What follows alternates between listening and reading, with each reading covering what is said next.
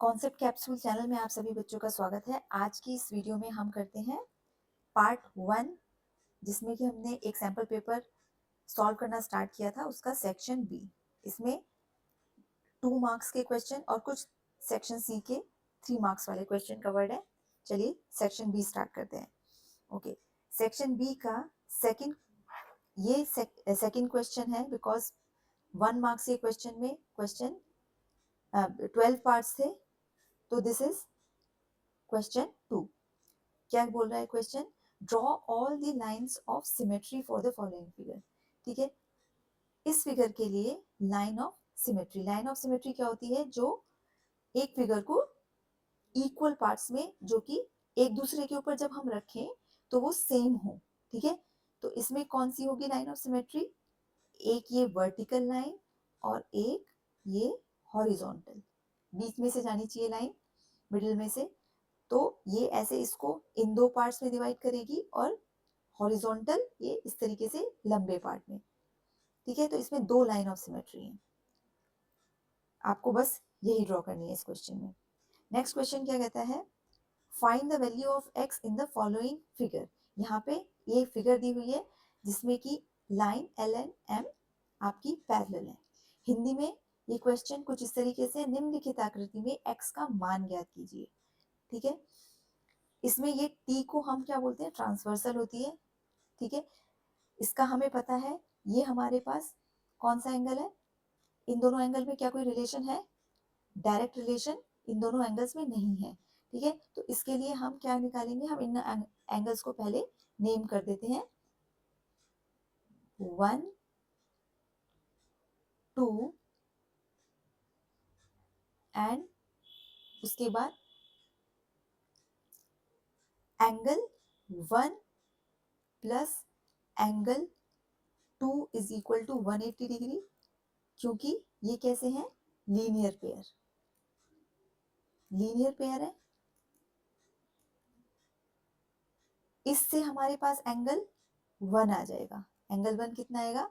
Angle ये 180 degree minus angle 2। ठीक है, कितना? 180 डिग्री माइनस 110, ये आया हमारे पास 70 डिग्री। ठीक है, अब angle 1 and angle x are alternate interior angle.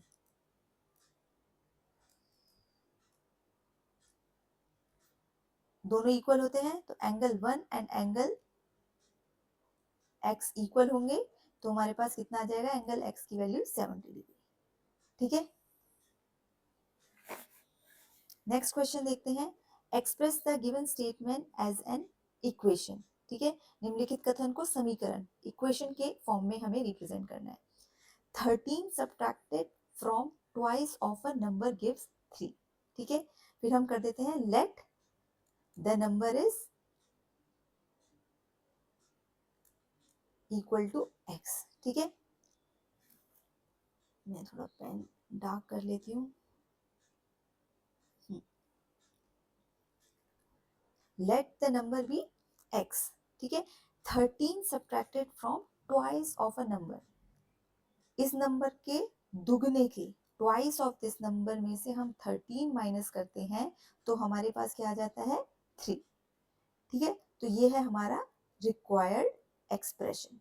Twice of an number and then we will subtract 13। उस नंबर को दुगना करके उसमें से 13 माइनस करना है। किसी संख्या के दुगने में से 13 घटाने पर 3 प्राप्त होता है। दुगने में से 13 घटाने पर 3 प्राप्त हुआ, तो ये है आपका आंसर। ठीक है, next question. A cricketer scores the following runs in 8 innings। अपनी 8 इनिंग्स में एक क्रिकेटर ने ये स्कोर किया है। ठीक है, 58, 76, 40, 35, 46, 45, 0 and 100। Find the mean score. Mean कैसे आता है? मध्य। मीन कैसे आता है हमारे पास? हम कितना है हमारे पास? Sum of all the scores upon number of scores. ठीक है, तो इसमें हमारे पास क्या आएगा? 58 plus 76 plus 40 plus 35 plus 46 plus 45 plus 0 plus 100। और ये कितने हैं, कितने डेटा सेट हैं? 1 2 3 4 5 6 7 एंड 8। इसको डिवाइड कर देंगे 8 से। 1 2 3 4 5 6 7 8। ठीक है, इनको हम ऐड करेंगे तो कितना आएगा हमारे पास? इसको हम ऐड कर लेते हैं। 58 plus 76 plus 40 plus 35 plus 46 plus 45 plus 0 कुछ नहीं होता प्लस 100। ये हमारे पास सम बनता है 400। 400 डिवाइडेड बाय 8 कितना आया? 8 5 जार 40। तो हमारे पास मीन कितना आया? 50। दिस इज द मीन या मध्य। ठीक है, चलिए नेक्स्ट क्वेश्चन करते हैं। Height of a place A is 1800 metre above the sea level and other place B is 700 meter below the sea level. What is the difference between the levels of these two places? ठीक है, अब हमें ये हम पहले 0 मान लेते हैं। ठीक है, 0 लेवल या प्लेस ए है 1800 मीटर अब। ठीक है, another place B is 700 metre below. ठीक है, ये आपके एक तरीके से इंटीजर्स का क्वेश्चन है, पॉजिटिव नेगेटिव में। ठीक है, what is the difference between the levels of these two places? ठीक है, इस क्वेश्चन को डिफरेंस कितना होगा? डिफरेंस इज, अगर हम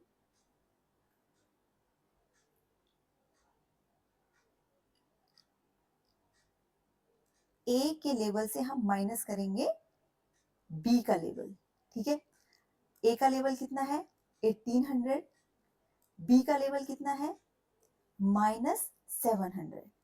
क्योंकि अगर हम इसको 0 माने रेफरेंस के लिए तो ये हमारा नेगेटिव में है और ये ऊपर वाला हमारा है पॉजिटिव में। ठीक है, तो 1800 माइनस -700। ठीक है, माइनस माइनस दोनों प्लस हो जाएगा, तो 1800 प्लस 700। ठीक है, कितना हुआ? 1500 ओ 2500।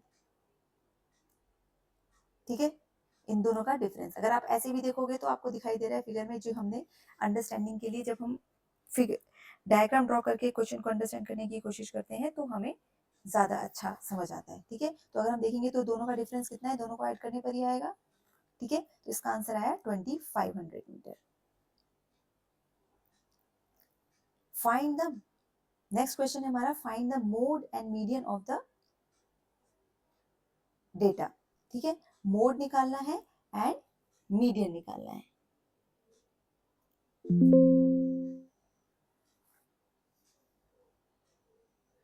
पहले हम इस डेटा सेट को हम एक असेंडिंग ऑर्डर में अरेंज कर लेते हैं। ठीक है, तो सबसे छोटा इसमें क्या है? 12। ठीक है, 12। उसके बाद क्या है? 13। 13 कितनी बार है? 2 बार। 13 13। ठीक है, उसके बाद है हमारे पास 14। 1 2 एंड 3। इनफैक्ट 12 भी हमारे पास है 2 बार। ठीक है, 14 भी है हमारे पास 3 बार। ठीक है, उसके बाद है हमारे पास 16 एंड 19। 16 एंड 19।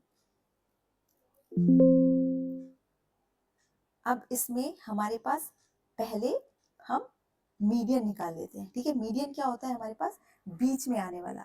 एक होता है हमारे पास मीन, एक होता है मीडियन और एक होता है mode. Mean, median and mode. ठीक है, मीडियन हमारे पास कौन सी वैल्यू होती है? मिडिल चीज, मिडिल में जो लाई कर रही होती है। मोड हमारे पास हाईएस्ट फ्रीक्वेंसी, जो सबसे ज्यादा बार डेटा सेट आता है। मीन होता है हमारे पास एवरेज ऑफ होल डेटा। ठीक है, अब इसमें हमारे पास मोड क्या आएगा, हमारे पास जिसकी सबसे ज्यादा फ्रीक्वेंसी है, तो मोड हमारे पास आएगा 14। ठीक है, मोड इज 14 एंड मीडियन क्या आएगा, इसमें कितनी, तो टोटल कितने हैं हमारे पास, 1 2 3 4 5 6 7 8 9, ऑड नंबर है तो मिडिल में हमारे पास कौन सा आ रहा है, 14। ठीक है, तो मीडियन भी हमारे पास क्या आएगा, 14, क्योंकि बीच में हमारे पास ऑड नंबर हो तो मीडियन के लिए हमारे पास जो मिडिल में वैल्यू लाई कर रही है, ये है हमारे पास फर्स्ट नंबर 2 3 4 5 6 7 8 एंड 9। ठीक है, तो इसमें फिफ्थ पोजीशन पे जो डेटा वैल्यू है वो हमारी बीच में है, तो वो है हमारा 14। तो हमारा इसमें मीन, मीडियन एंड मोड दोनों इक्वल आएंगे, जो कि आएंगे 14। ठीक है, चलिए नेक्स्ट क्वेश्चन ये कहता है the circumference of a circle is 31.4 centimetre, find the radius and the area of the circle. ठीक है, बहुत सिंपल है, वृत्त की परिधि मतलब circumference, circumference of a circle हमारे पास क्या होती है, समफेरेंस ऑफ सर्कल या फिर परिधि वृत्त की होती है हमारे पास 2πr, जो कि हमें दी हुई है 31.4। ठीक है, फाइंड द रेडियस, अब इससे हम पहले रेडियस निकाल सकते हैं। ठीक है, रेडियस हमारे पास आएगी 31.4 अपॉन 2 इंटू 3.14। ठीक है, इसको हम लिख सकते हैं r is equal to 3.14 upon 2 into 3.14 into 10। ठीक है, 31.4 को हम 3.14 इंटू 10 लिख सकते हैं।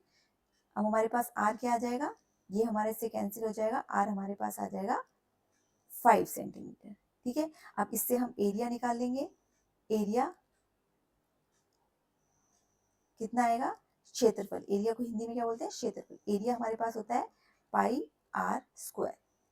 ठीक है, तो 3.14 इंटू 5 इंटू 5। ठीक है, तो ये हमारे पास वैल्यू कितनी आ जाएगी, 3.14 into 5 into 5 is 78.5 centimetre square.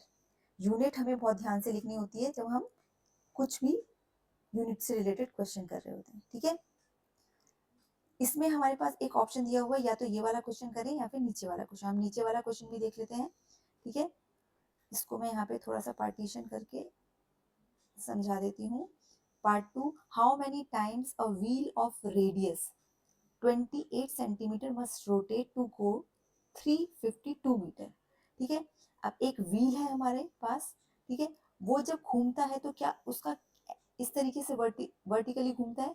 ठीक है, जब वो रोटेट होता है तो उसकी जो सरकमफेरेंस है वो पूरी कवर होती है, तो एक रोटेशन एक तरीके से कवर हो जाता है। तो इसमें यहाँ पे किसका क्या हमें निकालना क्या पड़ेगा, सरकमफेरेंस, जब उसकी रेडियस दी हुई है। ठीक है, एक रोटेशन मतलब एक सरकमफेरेंस उसने ट्रेवल कर लिया। ठीक है, तो इसकी सरकमफेरेंस ऑफ सर्कल, सरकमफेरेंस या फिर परिधि सर्कल की क्या होती है, 2πr।